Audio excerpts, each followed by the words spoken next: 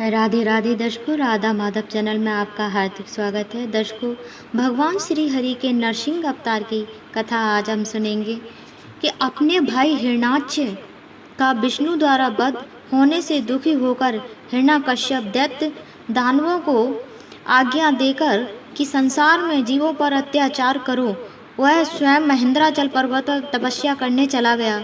भगवान विष्णु से बदला लेने के लिए ब्रह्मा जी की घोर तपस्या करने लगा। इधर इंद्र ने दैत्यों पर आक्रमण कर दिया। दैत्य पराजित हुए और पाताल चले गए। इंद्र ने राजमहल में प्रवेश करके कयादु को बंदी बनाया, अमरावती की ओर ले जाने लगा, क्योंकि कयादु उस समय गर्भवती थी। रास्ते में उनकी भेंट देवऋषि नारद से हुई। नारद ने कहा, इसे कहाँ ले जा रहे हो? तब इंद्र बोला, देवऋषि, इसके गर्भ में हिरण्यकश्यप का अंश है, उसे मारकर मैं इसे छोड़ दूंगा।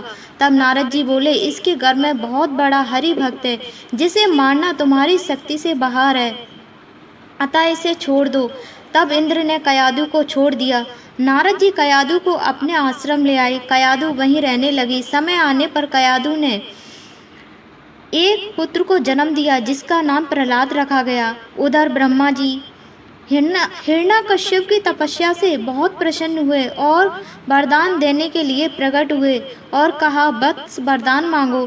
तब हिरण्यकश्यप बोला, यदि आप मुझे वर देना चाहते हैं तो मुझे ऐसा वरदान दीजिए, आपके द्वारा बनाए गए किसी भी प्राणी से मेरी मृत्यु न हो, ना मैं घर के भीतर मरूं, ना बाहर मरूं, ना दिन में मरूं और ना रात्रि में, ना अस्त्र से, ना शस्त्र से, ना पृथ्वी पर, ना आकाश में, ना वर्ष के 12 महीनों में, ना सुबह और ना शाम को, और युद्ध में मेरा सामना कोई ना कर सके।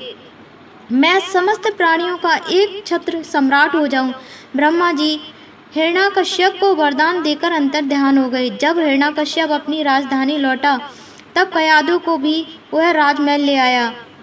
धीरे धीरे जब प्रहलाद की आयु बढ़ने लगी, तो उसके साथ ही उसकी भगवत भक्ति भी बढ़ने लगी। हिरण्यकश्यप ने गुरुओं के द्वारा शिक्षा का प्रहलाद के लिए व्यवस्था कराई और कहा कि इन्हें आसुरी शिक्षा का ज्ञान दीजिए। तब प्रहलाद को ये शिक्षा अच्छी ना लगी। उन्हें तो सिर्फ भगवत भक्ति के सिवा कुछ अच्छा नहीं लगता। एक दिन हिरण्यकश्यप ने प्रहलाद को गोद में बिठाकर पूछा, बेटा तुमने क्या सीखा? जो शिक्षा ग्रहण की हमें भी सुनाओ। तब प्रहलाद ने भगवत प्रशंसा कर भगवत ज्ञान सुनाने लगे। ये सुनते ही हिरण्यकश्यप को क्रोध आ गया और दैत्यों से कहा, मेरे शत्रु विष्णु का नाम लेने वाले को ले जाकर मार डालो। असुरों ने प्रहलाद को मारने के लिए अनेकों उपाय किए, परंतु वे प्रहलाद का बाल बांका भी न कर सके। भगवान ने सदैव उनकी रक्षा की और उन्हें बचा लिया। एक दिन गुरु की शिकायत पर प्रहलाद को राज दरबार में बुलाया और उसे तरह तरह से डराने की कोशिश की। तब क्रोध कर हिरण्यकश्यप ने कहा कि रे दुष्ट, जिसके बल पर तू बहकी बहकी बातें करता है, तेरा वह ईश्वर कहाँ है? प्रहलाद ने कहा, हे पिताजी, वह सर्वत्र व्याप्त है, आप में भी है, मुझ में भी है, हर जगह, इस खम्भे में भी है।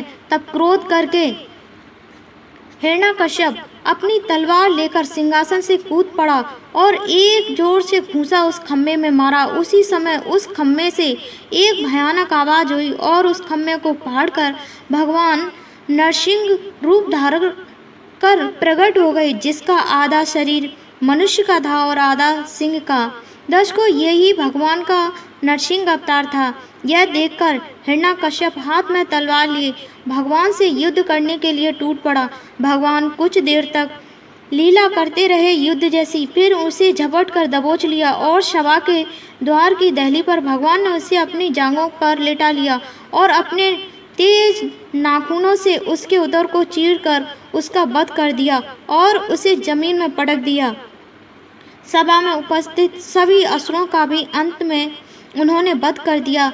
नरसिंह भगवान का क्रोध इतना बढ़ गया और तब शांत न हुआ तो सभी देवता सभी देवियां हार गए। तब ब्रह्मा जी और लक्ष्मी ने प्रहलाद को आगे किया। तब प्रहलाद ने प्रभु के चरणों में गिरकर स्तुति की और उनसे शांत होने की प्रार्थना की। तब भगवान प्रसन्न होकर सिंहासन पर बैठ गए और प्रहलाद को भी अपने साथ गोद में बिठा लिया और कहा कि हे प्रहलाद वरदान मांगो जो चाहते हो। तब प्रहलाद ने कहा कि हे प्रभु, आज के बाद मेरे वंश के किसी भी प्राणी का आप भविष्य में वध मत करना, उसे सुधार देना, परंतु उसका अंत मत करना। भगवान ने कहा ऐसा ही होगा। भगवान ने प्रसन्न होकर प्रहलाद से कहा कि हे प्रहलाद, समस्त जगत के बंधनों से मुक्त होकर अंत में तुम मुझे ही प्राप्त होगे। इतना कहकर भगवान वहाँ से अंतर्ध्यान हो गए। दर्शकों, ये थी भगवान के नरसिंह अवतार की कथा। अगली कहानी में फिर मिलेंगे, तब तक के लिए जय जय श्री राधा कृष्ण।